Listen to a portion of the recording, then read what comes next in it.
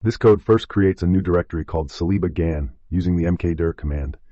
Next, it uses gdown to download a specific file from Google Drive using its unique identifier and saves it as data.zip in the saliba-gan directory.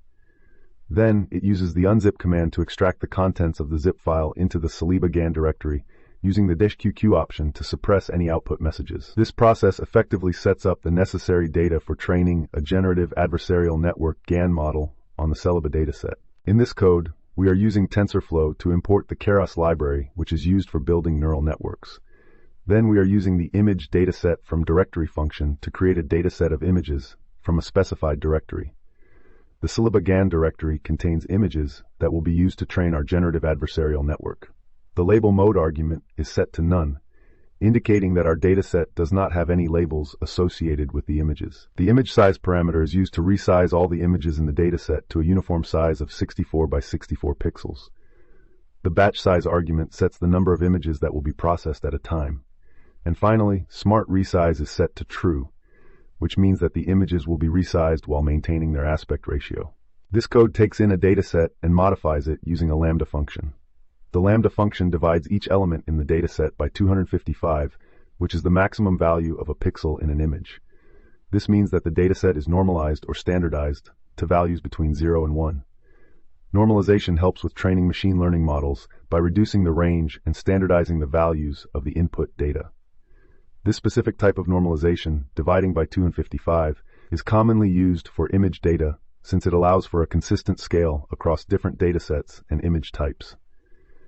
This dataset and normalization technique is often used in generative adversarial networks, which are a type of neural network used for generating new data based on the patterns and characteristics of a given dataset. This code first imports the matplotlib.pyplot library, which is a tool used for creating visualizations in Python.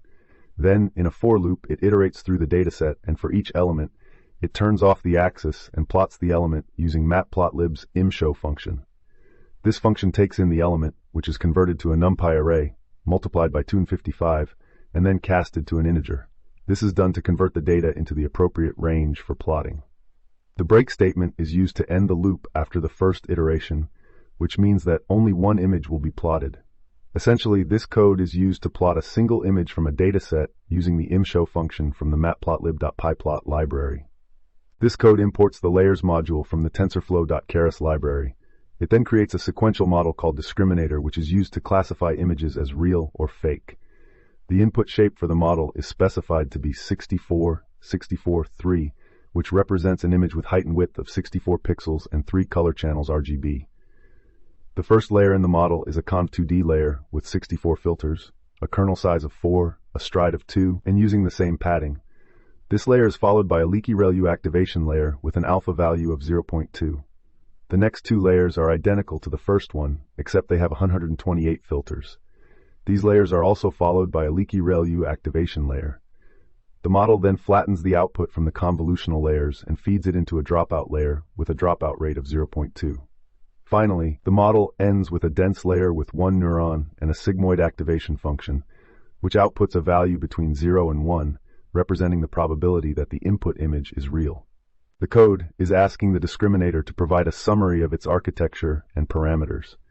This summary contains information such as the number of layers, the output shape of each layer, the number of trainable parameters, and the total number of inputs and outputs. This summary can help in understanding the structure and complexity of the discriminator, which is a type of neural network used in generative adversarial networks. This code initializes a generative adversarial network GAN by creating a generator model. The latent dim variable defines the size of the noise vector that will be used as input to generate images. The generator model is created using the keras.sequential function, which takes a list of layers as input. The first layer is an input layer, which takes the noise vector as input.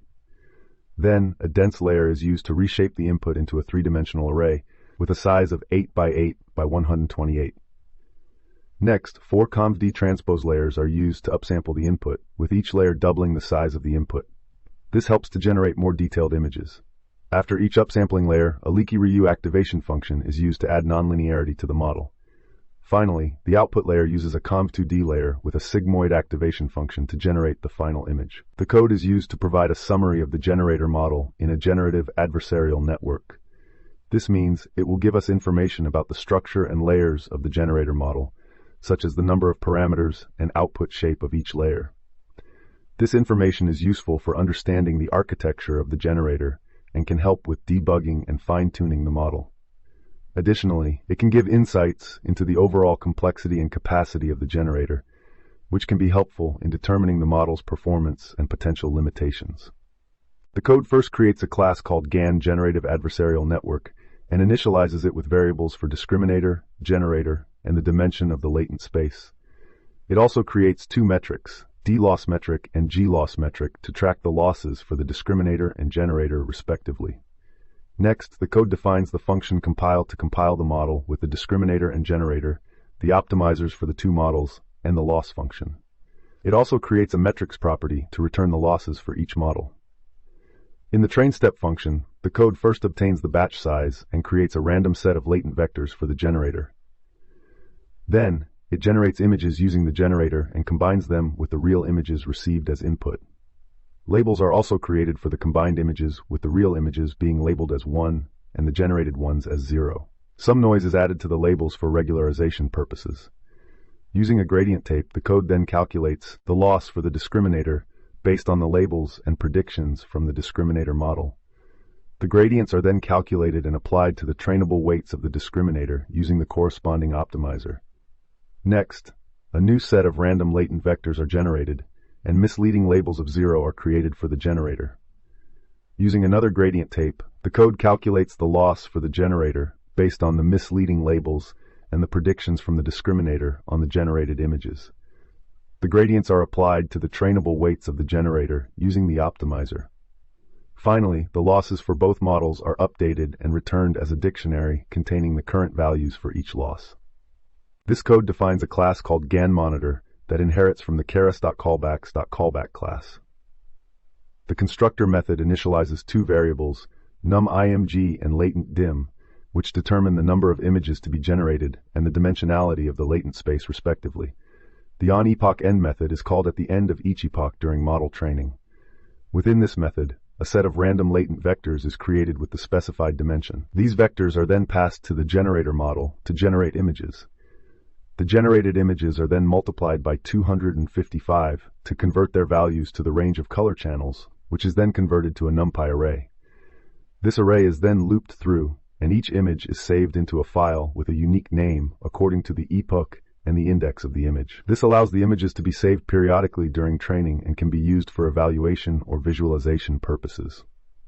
This code is for training a generative adversarial network GAN, an unsupervised learning algorithm used to generate new data from a given dataset. The first line sets the number of training iterations epochs to 100. Next, a GAN object is created with three arguments, the discriminator and generator models, and the dimension of the input noise latent_dim. Then, the GAN model is compiled using the Atom optimizer with a learning rate of 0.001 for both the discriminator D optimizer and generator G optimizer. The loss function used is binary cross-entropy, which is commonly used for GANs to measure the difference between the real and generated outputs.